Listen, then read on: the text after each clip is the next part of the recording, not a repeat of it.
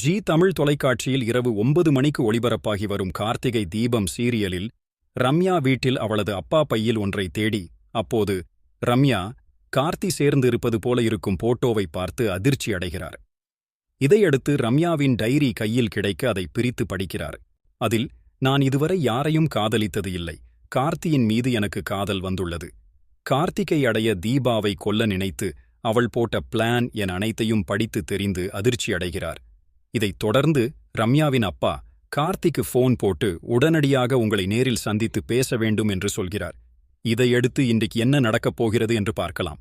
இன்றைய எபிசோடில் கோவில் அபிராமி கோவிலுக்கு வருபவர்களின் காலை கழுவி பரிகாரம் செய்து கொண்டிருக்கிறாள். இந்த விஷயம் தீபாவுக்கு தெரிய வர பதறிப்போய் கோவிலுக்கு ஓடி வந்து அபிராமியை பார்த்து கண் கலங்குகிறாள். பின் அபிராமியிடம் எதுக்கு அத்தை இப்படியெல்லாம் செய்யறீங்க என்று வருத்தப்படுகிறாள். எனக்கு கல்யாணமாகும்போது எங்க அம்மா இப்படி பண்ணாங்க,